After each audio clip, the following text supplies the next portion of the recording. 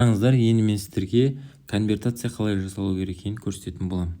Ол үшін міне кошелек деген кіресіздер. Кошелек деген кірген кезде мына жерде жалпы әртүрлі кошелектер бар. Мысалы қарасаңыздар, міне спотовый кошелек дейді. Бұның өзінің атқаратын қызметтері бар.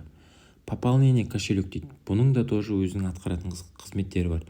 Маржа кошелек, оның да өзінің атқаратын қызметтері бар. Futures бұл трейдингтарға арналған, бұл трейдингтерге арналған кошелек десек болады. Эрин ол депозиттерге арналған кошелек десек болады.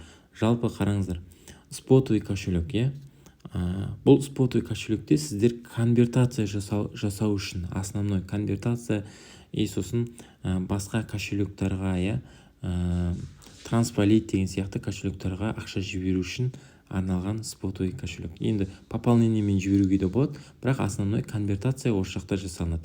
Және де бұл жақта ақшаны сақтап көбейтуге болады.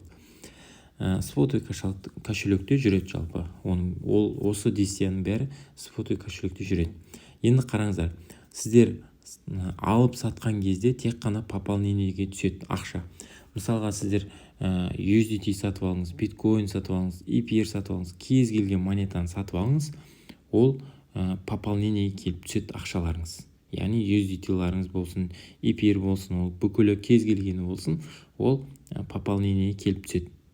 Ал енді сіздердің ақшаларыңыз қайтып сататын кезде, то есть USDT-ді басқаны сататын кезде, сіздердің ақшаларыңыз тоже пополнениеде тұру керек. Соны түсініп алуларыңыз керек. Кез келген моментте алып сату үшін арналған кошелек былайша айтқанда. Сізде егер ақшаңыз USDT-де, спотовыйда тұратын болса, сіз оны объявление беріп былайша айтқанда сата алмайсыз. Не только объявление беріп, просто барып мысалға продать деп сата алмайсыз. Түсіндіңіз ғой? Жалпы кез келген ақша пополнение тұру керек. Ал енді пополнениеде тұрған ақшаны сіз конвертация жасай алмайсыз. Бір қызығы, конвертация жасай алмайсыз. Сондықтан сіз не істейсіз? Осы жерде міне сізде басында сіз мысалға биткоин сатып алдыңыз, биткоин күйінше ақшаңыз тұр. Енді сіз перевод дегенді басасыз, пополнениеден на спотовый кошелекке. Түсіндіңіз ба? Жоғарысында пополнение, астында спотовый кошелек. Биткоин деп тұрады, максимум дегенді басасыз, бүкіл биткоиніңіз сіздің спотовый кошелекке ауысады. Одан кейін мына жерде подтвердить перевод деген жанады сіздерге сары болып, соны бір басасыздар, уже сіздерде ақшаларыңыз автомат түрде спотовыйға ауысады.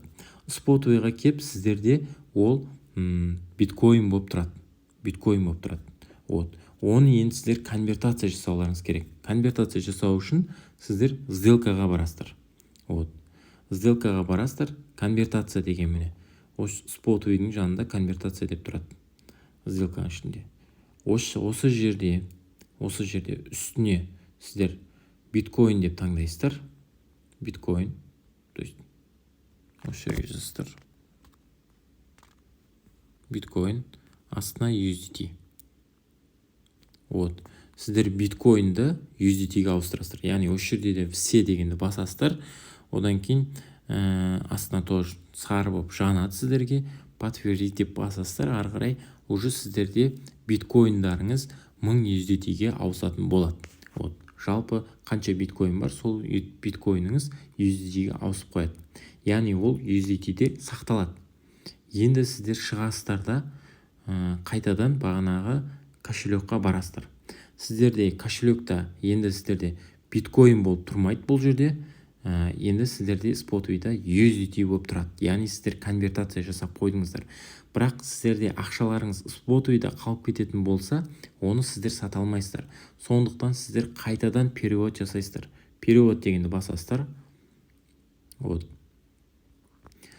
Спотовый кошелектен кросс маржа дейді. Кросс маржаға сіздер аудармайсыздар.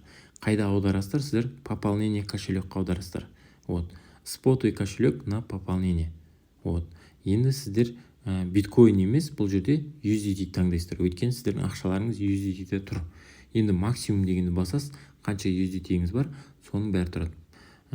Подтвердить перевод дегенді басасыз и окей. Одан кейін сіздерде пополнениеге USDT болып тұрады сіздерде. Оны бір күн 24 сағат өткеннен кейін оны сата аласыздар. Жалпы процесс осылай жүреді. жалпы осылай конвертация жасайды